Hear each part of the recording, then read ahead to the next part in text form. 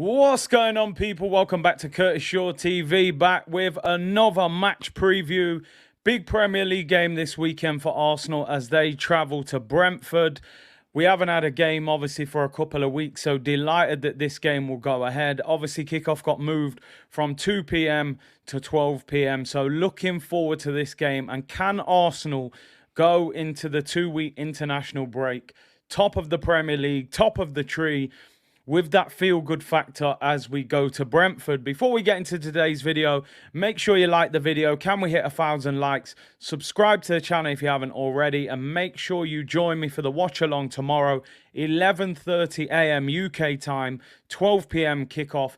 Looking forward to the game as Arsenal go head-to-head with Brentford. Now, looking ahead to the game, what do Arsenal need to do to win this game, and who exactly are we up against now? Brentford, let's look at Brentford.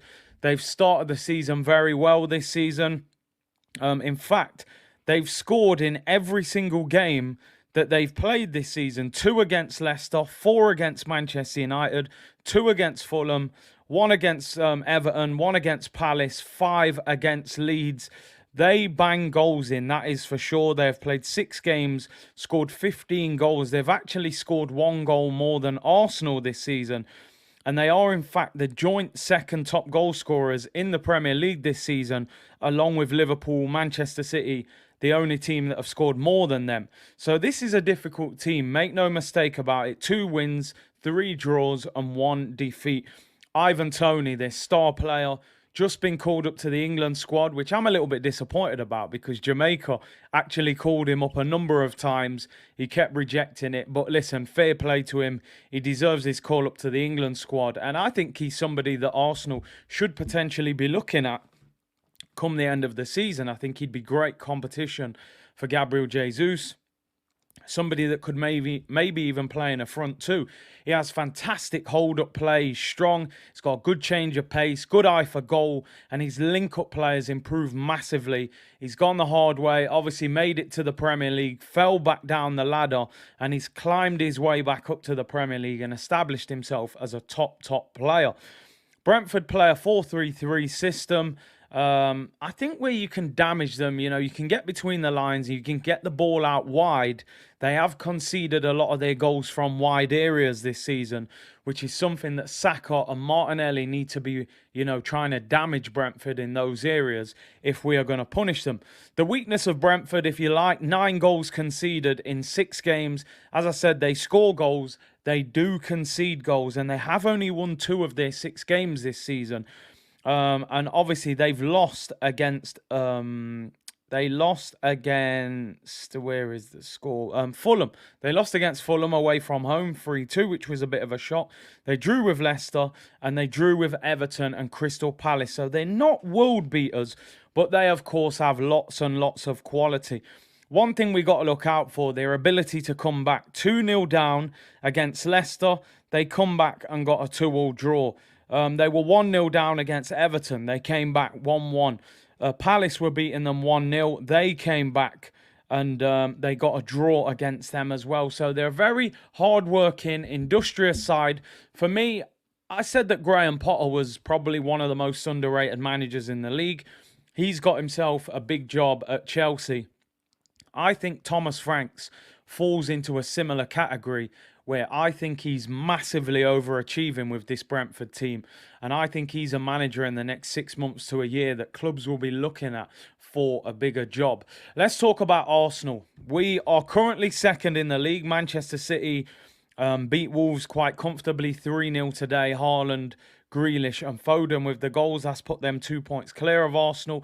If we win this game in hand, we will go back to the top of the league. 6 games, 5 victories, 1 defeat. The 1 defeat, of course, against Manchester United, which was our last Premier League game. 5 victories before that. Mikel Arteta was named Premier League Manager of the Month. What have Arsenal done well this season? 14 goals scored in 6 games. We're hitting the back of the net. I think we can create more chances for Gabriel Jesus. That is something I would like to see. But we are scoring goals. 7 goals conceded in 6 games. So we're averaging about just over 1 a game. We haven't drawn a game as yet. Obviously, this time last season when we played Brentford, just at the start of the season, we all know we were beaten there and pretty much bullied and battered. But we were short. We had the likes of Balogun playing and Leno and Chambers, and the squad was weak. We were depleted. We made signings, got a few players back after that. And I think this is a different Arsenal team to the team that went to Brentford last season. Arsenal, for me, have to win this game. It's as simple as that. Brentford away is a tough game. Manchester United found out the hard way. They got slapped up 4-0. But for me, if Arsenal have ambitions of getting in that top four and maybe doing something even better, Arsene Wenger said the other day he thinks Arsenal can compete for the title. I'm not too sure about that, but I do think there's a possibility with the way this season is going that Arsenal could overachieve. Manchester City are the form team. I think everybody expects them to win the title, especially if Haaland stays fit. Liverpool have had a very bad start to the season. United have been very, started bad. Then they've got their act together, but they still don't look amazing. Tottenham, people saying they're playing unsustainable football at the moment. Chelsea have been unpredictable. They've lost 2 out of their first 6. Could Arsenal surprise people come second, come third? At the moment, I don't think we've got the second or third best team or even the second or third best manager. But sometimes if you're consistent while other teams falter, you can overachieve this season. For me, Arsenal need to win this game. They need to win the battle and then impose themselves on Brentford and win the game. How are we going to line up? Mikel Arteta alluded in the press conference that we do have injury problems. We know that Thomas Partey is back in full training. For me, he's injury prone. He hasn't played a game since this injury. I would love to start him, but I think you have to keep him on the bench for this game. Bring him on if necessary. Zinchenko's been ruled out of the international games for Ukraine, but Arteta was hinting at the fact that he could be available for Arsenal. If he is, I would play him. Emil Smith-Rowe will be out by the sounds of it. What would my Arsenal team be? Aaron Ramsdale would start in goal for me. At right back, some people will say this is harsh. I would go with Tomiyasu. Ben White has done nothing wrong really at right back. He's done well to say he's not a natural right back. And I know he's had a lot of disappointment this week not making the England squad. I just think Brentford, they can be quite direct at times, quite physical, quite good in the air. I think Tomiyasu is very good in the air. I think it's time to get the natural right back in, let him link up with Saka a little bit more. I would go for Tomiyasu at right back.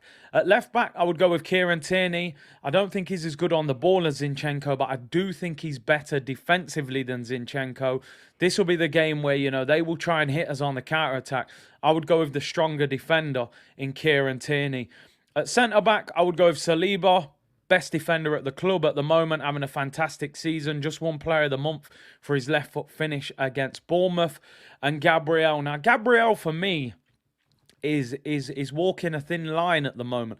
I'm a big fan of Gabriel, but I don't think he's been fantastic this season, making the occasional mistake. I think now Ben White's got to go toe-to-toe with him and try and get him out at centre-back. But I would just give Gabriel the edge because of the partnership he's building with Saliba. But he needs to be careful when he gets into a physical battle. Doesn't always have to win the ball. In midfield, I'm going to change things. This is my opinion. I would go with Granit Xhaka and Alexander Zinchenko. Sambi Lokonga for me, I keep it 100.